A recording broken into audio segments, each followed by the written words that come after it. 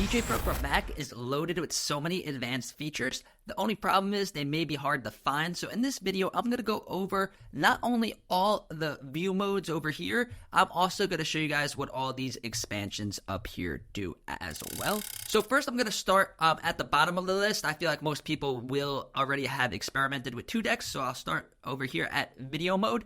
This is the mode that we are going to use for video mixing. Djay Pro has an amazing video mixing mode. Not only can you mix with music, but you can mix with music videos and the visualizer. So in this mode, you will be able to see it replaces the jog wheels with these screens so you can see what's going on in the music videos or visualizers. This is a really advanced feature, and one of the best features that Djay Pro has. It really sets you apart as a DJ if you could add these video mixes and visualizers into your DJ sets. So definitely check out video mode. I made separate videos all about video mode, and you could check that out. Also made videos on how to connect your laptop into a TV or a projector so that you could have the video or visualizer on the big screen. Next is 4-deck mode. This is another underused feature. You can use up to 4 decks when you're DJing, and don't get overwhelmed thinking that you have to mix 4 songs and beat match 4 songs at the same time at once. Yes, you can do that, but there's also other stuff you could do with 4-deck mode, such as keeping a scratch track, a sample, maybe an acapella on one of these decks, or just having a song that you know it always works. So in case you play a song that doesn't work, you could go over to deck 3 or deck 4 and quickly load up the track you know everyone's gonna like. So definitely check out 4-deck mode. Next is auto mix. This is not cheating. A lot of people think sync is cheating, auto mix is cheating. This is just another tool we have at our fingertips in order to improve our DJing. Whether you have to take a break during a DJ set, or if people are eating dinner, or it's a time when people really aren't going to be paying attention and you don't need to be actively mixing, don't be afraid to use auto mix. Then next is 1-deck. This is for your track preparation. If you watched any of my videos, you know that I say that organizing your tracks and making playlists and setting cue points is one of the most important things if you want to be a successful DJ. So 1-deck mode is where you're going to do this. Real quick up here, you could set your temporary cue points. You could set your loops. You could set your auto mix, start and stop. So anytime you play this song, if you have these auto mix start and stops on, it's going to start the mix and stop the mix there. Really cool, really advanced with it. So 1-deck mode is where we're going to organize our tracks, set our cue points, and stuff like that. You may need some of these expansions up here open, and I'm going to get to that in a second. So now look at this screen over here where it shows our view modes. When we go back to 2-deck mode, we're going to get some hidden options. So watch this. 2-deck mode. Now we're in 2-deck mode. We're going to press this again, we get some options over here. I just want to show you what these options do real quick. You could expand it or deselect it. Now here we could do our jog wheels. So right now we have our jog wheels. These ones have information, how long you played the track, how much you increased or decreased the BPM. Really nice information. This is going to look similar to other DJ software such as Serato if you're used to that.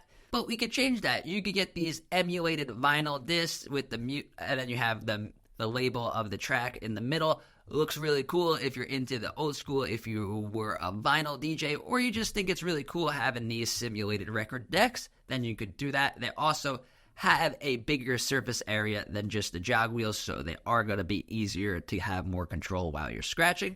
Or if you're used to softwares, maybe Tractor or other softwares that aren't as jog wheel heavy, you could completely get rid of the jog wheels. Gives us a little more room to do some other stuff. Me, I gotta have the jog wheels, so I'm gonna leave it on this one over here. Now to show you the last one, I'm just gonna start with these expansion packs because it's gonna automatically open if you change those. So this one over here, all the way to the top right, I'm gonna go from the right to the left, is going to be how we open our waveforms. This is great if you do your mixing based on visual cues, and these waveforms in this software are truly amazing and revolutionary, so I would definitely recommend having the waveforms out at all time, and you could even separate them into neural mixed tracks. And then also a cool thing is on the laptop, the waveforms will get brighter and more dim based on the volume. So look at these waveforms up here, crossfaders on the right. If I move it to the left,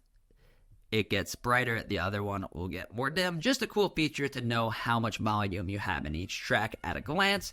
Let's go back over here. So now waveforms, we could set our waveforms to be horizontal like they are now, which you may be used to, or you could do vertical if you're used to other softwares that have vertical waveforms and it's just easier for your brain to comprehend. Then you could do that as well.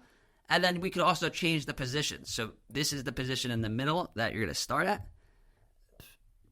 If we go to the left, it's going to be big waveforms at the top. This is if you really like waveforms. If you think the waveforms are important, which they are, then you can have them up there. It looks really cool. That's where you're going to start, and then you could also have them down there. I just think they're best in the middle, but it's up to you and your style of DJing.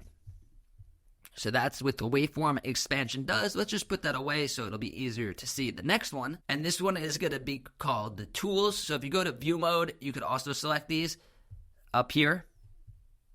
View, show tools, and that's going to open that. So these are our features. Like I was saying, how important the cue points are. These are our cue points over here. We could set them and delete them. We could get our loops over here, and then we could also control up to 3 effects at the same time. And then some of these have hidden drop-down menus. So cue points, pitch cue, other stuff you could do.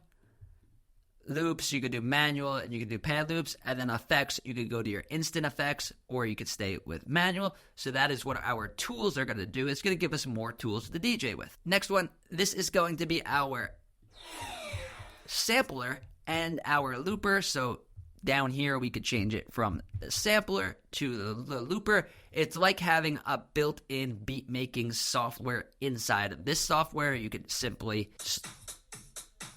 make beats to scratch to, make beats to mix with, and even if you get really creative, you can make your own original tracks with these loops. Next one is Neural Mix. It allows you to instantly remove vocals, instantly make acapellas, instrumentals right on the fly, and now with the new Tidal DJ extension, you could use songs from Tidal streaming service and use Neural Mix at the same time. Next one, this is going to be another way to use our effects.